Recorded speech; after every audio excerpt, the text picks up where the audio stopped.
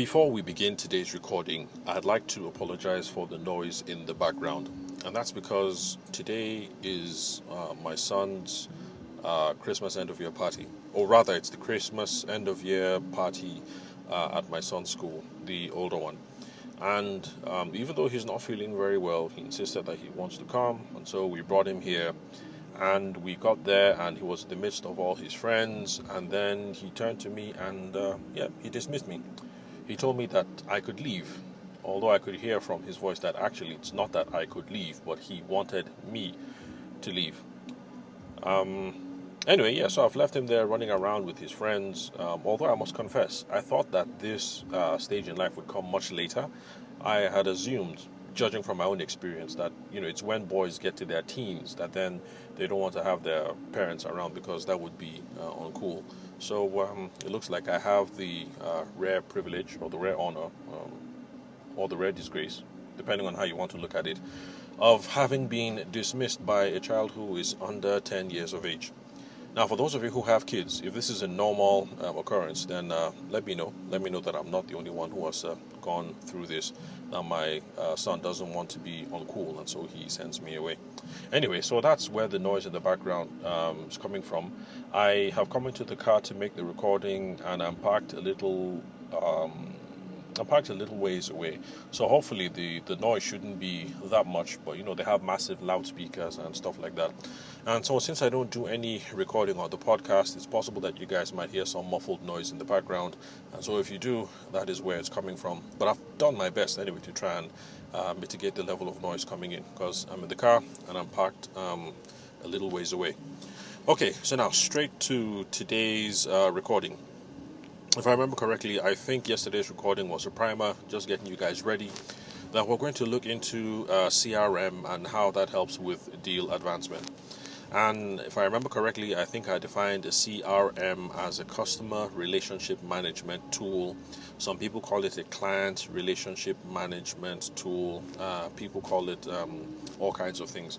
And apart from CRM, apart from customer relationship management tool, there's also what else? I think some people also call it lifetime management tool. And the bottom line is, I'm just trying to say is that you're going to find different acronyms. It's not necessarily CRM that you'll have there, but the purpose is going to be the same. That those terms are going to refer to some kinds of tools. Most business commentators are going to be talking about online tools, digital tools, or cloud-based tools. Not necessarily because everything has to be on your phone or a computer or stored on the cloud, but just because it's the way of the world. Everything is going digital, and so you always have a digital equivalent for whatever can be done hard copy. So in the old days, lawyers and accountants would do things with diaries and files, and now you now have online filing systems and folder systems. Like if you use, let's say, Google Docs or Google Drive, it's pretty much a digital representation of what you guys would have been doing in the old school way of creating a file and putting it in a folder. So it doesn't have to be digital, but you'll find that all the conversations around CRM usually would revolve around digital, mobile, or cloud-based. Now, the idea behind the CRM is this: that in running your business, whether you're a wedding planner or whether you sell outdoor toilets, or if you are in construction, and no matter what it is, you're going to be in touch with several clients over the course of the days of the week, the months, and the years. Now you're going to be in touch with different people at different stages. So let's go back to that example of the wedding planner. So the wedding planner, there are some people that the current stage that you're at is that you guys have had the first email or the first phone call.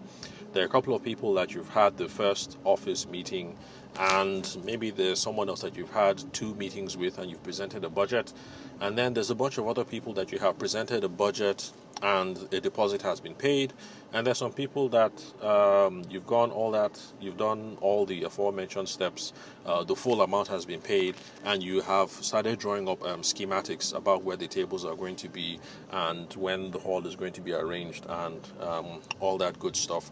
And then there's some people that we have done everything, you finished the wedding, and then you're now post in the follow-up process. So now, I hope you've been able to appreciate now that it's a lot to manage. If you're talking about just one client, then it's fine. You can run all of this from memory. But once you have maybe 3 or 4 clients and they're scattered across all these different stages, you'll find that managing all these things, trying to remember where am I at? Okay, what's the last conversation I had with Mrs. Okedengbe and with Mrs. Binta and with Mrs. Ayuba? So trying to remember where you are with each person if you're trying to run things from memory is going to be quite a hassle. And that's the reason why CRMs, customer relationship management tools, come in handy. So basically, it's whatever system that you're going to use to remind yourself that, okay, with Miss Ogedengbe, we've had 2 meetings. She has looked at my proposal and she has dropped 25K. And this is what the next step is going to be. And it's also going to put out the history all out there so that you know that with Mr. Ayuba, he paid in full. You guys executed on the wedding, but he was unsatisfied. He was not satisfied about how you managed his daughter's wedding, and he had issues with 1, 2, 3, and 4. And so the next step is to have a meeting with him to try and figure out how can we resolve the outstanding issues 1, 2, 3, 4. So that's the reason why CRMs are important. Now, like I said, a lot of the commentary on it is going to be digital, mobile, or cloud-based, but it doesn't have to be so. Whenever I'm in class with my students, what I tell them basically, because so far I only have Nigerian students. I haven't had international students yet. Well, my friend Laura, Posh and Pristine, for her wedding planners course, she has started attracting international clients. So she's gotten people from Ghana, Cameroon, where else? So, I mean, she's gotten people from other African countries who are coming in person to Abuja to come in for her classes. But I haven't reached that stage yet. So, for my Nigerian people, I just tell them that for those of them who study professional courses or who know people who study professional courses, whatever it is that they were taught in school would be fine. Now, if you're a new-term listener, a first-time listener, whenever I say professional courses here on the podcast, I'm talking about what Nigerian parents mean when they say, I want you to study a professional course. And when your father or your mother says, I want you to study a professional course in Nigeria, basically what they mean is they want you to study medicine, law, accounting, engineering, what else? I can't remember what else, but those sorts of professions anyway. Law, medicine, accounting, engineering. I think there are 2 or 3, but I can't remember. Now, you will find that when you study these disciplines, they might not call it CRM, but they do teach you about methods for managing your case flow and managing your workflow. So for the lawyers and the accountants, your professors, your teachers, even if they don't tell you in undergrad, by the time you start studying for your professional exams, like in Nigeria, there's a course called Legal and Professional Ethics.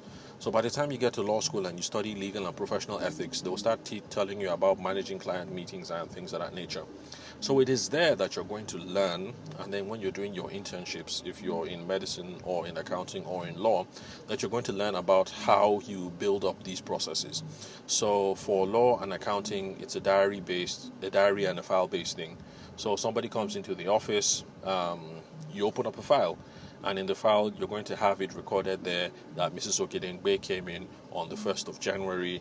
These are the matters you discussed, and she wants to evict her tenants, or she wants you to help recover insurance on 15 million naira worth of goods that were damaged on sea, and this is what you advised about the next course of action. And so everything is going to be there in the file. And then after you make that note in the file, it's put in the larger office diary so that the other partners in the law firm and the junior associates can have a look there, and everybody will know that, okay, Ms. Okedengbe came in and that there are some outstanding items, and so you have to refer to the file. So that's pretty much what lawyers and accountants do. Everything is built around the file and the diary and the folder-based system. So everybody can look at the folder and know that, okay, this is where we are with Ms. Okedengbe. This is how much he has paid, or this is how much he's owing us, if it's money that's an issue. Or let's assume that Ms. Okedengbe is a stand-up client and she has paid everything. Then we know that this is what we've done, this is what is yet to be done, and these are the things that we need to have meetings about to move things forward. So that's how it works pretty much if you're in law or accounting. And I think doctors also, that's pretty much what they do. So diary, entries, and then the folder. So now, if this is what you were exposed to in university, now that you want to be a wedding planner or a wedding photographer or a cake person or whatever it is, you pretty much just have to take this system and then adapt it to whatever it is that you do. So the cake person, let's say someone comes in, you guys have that meeting, you make the entry on your file. She came in, she wants a classic cake in soft pastels of white, pink, and cream. It has to be classic, 5 tiers. She only wants vanilla and strawberries, no dark chocolate, and the bottom base has to be white chocolate. And she wants it to be, I don't know, to have flowers on it or something. Now, I don't know anything about baking, so if I've said anything that is improbable or impossible, please just bear with me. I'm just making stuff up because I know absolutely nothing about the world of making cakes. So those are the things that you will have in your file. And of course, you'll also have it there that this is the amount that you discussed and that she paid the deposit and of 25K. And so the balance of 75K is left for the cake. And you also have all the other good stuff there, like this is her wedding date, this is where the cake is going to be transported to at what time and all whatnot. So the whole idea is that when you open up that file, you're going to be able to see all the information you need, and then you'll know how to manage the relationship, how to push the relationship forward. Now, like I said, this thing doesn't have to be it doesn't have to be digital, although in this case I would prefer if you try digital. So if you're the cake person, I think it would make sense to use your Google Calendar or your iNote calendar, sorry, not iNote, what's it called, Apple Calendar, or whatever calendar system you use, or Evernote, or what else, Trello, and just put all these things down so that it's on your phone, so that it's always with you. So even though it doesn't have to be digital, for me, these are the chief advantages of using digital, because I have tried diary-based systems, but then I'd run into the problem of maybe running off for school runs, and then I dash to a meeting only to get to the venue and find out that in the mad rush I forgot my diary at home, and then I'm having to run things from memory. So, but once you use cloud-based solutions, mobile solutions, everything is always on your phone. I have used Evernote in the past. I tried Trello. Currently, what I'm using is Google Calendar, and using the note function on my phone, and that's how I keep a record of everything pretty much, so that it doesn't matter where I am, if I'm in Abuja or if I'm on the road to Makurdi or traveling wherever, I can always stop, look at my phone, and then I know exactly where I am with the client, and I know where to push that conversation forward. Now, with the examples that I've given so far, these are people that have already paid the deposit and that you're working towards sealing the deal. But the conversation that we're looking at is how to close the deal. So the assumption here is that you have not collected a deposit. And so that is where the second leg of the question comes in, which is deal advancement. Now, if you've listened to the previous recording, you remember that our idea of the close is not showing up and then asking in one big swoop for that whole, for the big cash. So let's say you're a wedding photographer, you're charging them 400K. Closing doesn't necessarily mean you've asked for the 400K. It could be any of the micro steps in between leading up to that. And in fact, that is the preferred, and that is what I advise. So just try and move things forward one step at a time. So now, assuming that you are that wedding planner or that wedding photographer, and you are at the bridal show, and the people come and meet you, they drop their name on the little slip of paper that you have there, to drop the name, their phone number, their email address, and their wedding date. The next step would be to take that and enter those details into your CRM. So if you're using a hard copy system, you have an actual file and you have an actual diary and pieces of paper, then you start entering all those things into the file, and you start putting it in your diary, the date that you want to follow up on. But assuming that you're using your CRM based on your phone, like I am, then basically what you do after you're done with the wedding fairs are typically Thursday, Friday, Saturday. Friday, Saturday, Sunday. Although there was one I attended that was a Thursday, Friday, Saturday. That was kind of odd for it to have 2 weekdays. So, where was I? Okay, so the next step would be you enter all those things into your CRM. So, of course, in this case, since we're using cloud-based solutions, it's your phone, so you store everything on your phone, and typically I would enter all those details in the notes section under the contacts, because in this day and age, most of them can transfer quite easily. So in the old days, let's say you had a SAGEM and you stored all the information in the notes section on a SAGEM. You younger cats will know what SAGEM is, but it was an old mobile telephony company, I think based out of South Africa. They used to make really rugged handsets, those handsets that fall from the balcony and they don't crack, they don't get dented, nothing. Really robust handsets. But back in those days, if you had notes in your contact section of your SAGEM and you tried transferring it to your Nokia using infrared or Bluetooth, those are also old technologies. Sometimes they wouldn't copy. But now, well, I haven't seen a SAGEM in a while, but it looks like Samsungs and iPhones and Technos all communicate very well with each other. And I have seen data entries that you put on the Samsung, and when you transfer them to your iPhone, they are there. So I think it's safe to use that, or you can also put that under the notes in your calendar. So you put it there that Miss Ogedengbe came by the stand on Saturday. This is her email address. She's looking for a wedding planner and she's willing to meet. So, and then you schedule the next action. The next action, of course, hopefully, if you do things like I do, would be to try and call Miss Ogedengbe on Monday, or maybe send her a text message now so she knows who you are, and then you can follow up with a phone call on Monday. So, everything finished up on on Sunday. You load up everything into your CRM at night, and then you send a text message to Ms. Ogedengbe. Thank you very much for coming by your stand. I am the wedding planner from XYZ Wedding Planning Incorporated that you spoke to about your Port Harcourt wedding. Looking forward to meeting you during the week like we agreed. I will call you tomorrow morning to fix a specific time and date. So you send that as a text message. Now, the idea is this. Once she sees that on her phone, it's not going to be a surprise when you end up calling on Monday. And apart from that, whenever she looks at her phone in the future under your name, she's going to be able to see this previous transaction history. So she'll be able to know what you guys have discussed and where you are at the level of discussions, conversations, or negotiations. Okay, so you see, now you've made that one entry.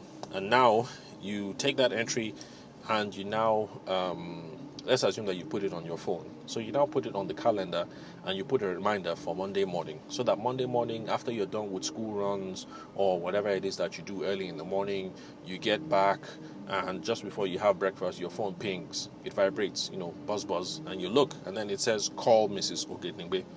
Now, this is how CRMs save us from losing money because of all these things and the notifications and everything. It forces us to keep on track of the conversation, and that's how it's going to be able to help us to advance the deal one step at a time.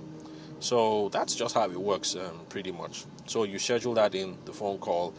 If she answers, you guys have the conversation, you agree on a meeting date and the time. You're going to meet at her office on Wednesday for 8 a.m. You do the same thing. You schedule that in your calendar and you put it on your phone or on your CRM.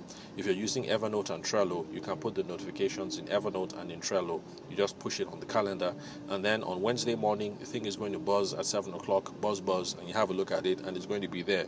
Meeting with Mrs. Ogedengbe at 9 a.m. at her office in Asokoro. And then you're going to start getting ready and rush off so that you can make that meeting on time.